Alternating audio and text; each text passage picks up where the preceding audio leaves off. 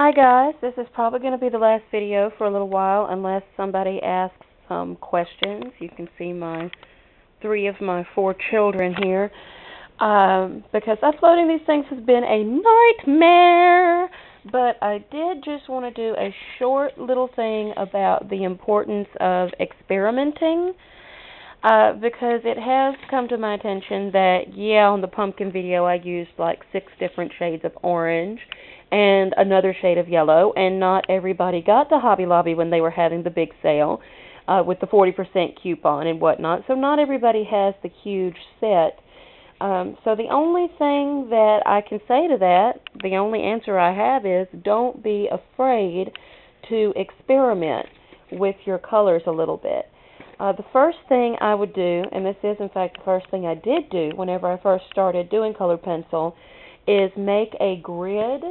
And then with that grid, I would go ahead and take each color and I would label it. Like if I was using pale vermilion, I'd go ahead and write pale vermilion down there. And then on one side of the grid, just start out doing a very, let's see, this isn't vermilion. Let's see what I've got here. I've got just orange, just plain old orange. On one side of the grid, I would start out just doing very light strokes and then increase my pressure, increase the pressure, increase the pressure until I got down to burnishing level pressure.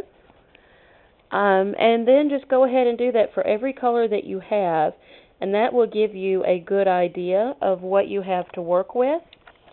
And then whenever you're doing that, one of the things you can do is experiment with different ways of blending.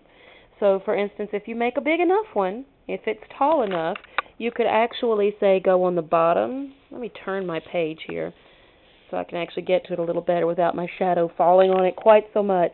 But you could actually go on one part and use the white pencil burnishing method and see how that works with that particular color, what your end result winds up being. You can use the Gamsol. I think I may have mentioned Gamsol. If you can find it, good luck with that. I generally can't. Some people have talked about using odorless mineral spirits to actually kind of melt the wax. You could even, and this is something I'm going to try in a little bit, get a heat gun. If you've been scrapbooking, you have one of those heat embossing guns, and see what melting does for it. Just kind of play around a little bit, give yourself permission to mess up. One of the things that I like to say is I already go in knowing, and I have this kind of spirit of optimistic pessimism. I go in, I already know I'm going to mess it up, it's just going to happen, and whenever I do mess it up, I'll know, well, don't want to do that again. Okay, now we know for next time. As for the blending, let's say you were doing the pumpkin a while ago and you didn't have that many shades of orange, you didn't have, say, pumpkin orange or pale vermilion or what have you. Well, let's use this orange color right here. Let's say you only had 2 shades of orange. So this isn't going to be a pumpkin. Obviously, that would take more time. The longer the video is, the more of a nightmare it is to upload. So in the spirit of laziness, you guys are getting shafted on this one. But regardless of how that may be, let's say you don't have a darker orange that you would like to use for your low light. Well, you can actually take one of your browns if you want to, preferably one with a little bit of red tint to it. Let's see if I can find one over here. Let's say you had like a sienna brown, which has a little bit of a red tint to it. You could actually very, very lightly, not too heavy, but very, very lightly, go over that area. And then whenever you do your burnishing, oh, where did my white go? Ah, my disorganized life. Whenever you take your white and go over it, whenever you mesh those colors together, that brown actually ceases to be, if you put it on light enough, ceases to be quite so brown, and it does wind up giving you a shadow that you can use. I'm not sure how well it's picking up here. It's still kind of brownish, but it's also closer to that kind of autumn leaf color that we had going on with the pumpkin orange, as they call it. So just experiment a little bit. One of the things I like to do if I'm doing, say, an eye, and I want a blue eye, and once again, because it would take more time, we're not actually going to do the entire eye. But let's say I'm doing a blue eye and I'm using kind of a true blue. Woohoo! One of the things that I'll quite often do whenever I'm doing that is I'll throw in just a tiny touch of green, particularly a bluish green. Let's say a aquamarine type of green. Oh, that one's broken. Okay. Let's say a parrot green. And actually just kind of throw some parrot green in there, here and there. Sometimes I'll put a little bit of purple in with my blue eye. Sometimes I'll put a little bit of lavender, kind of.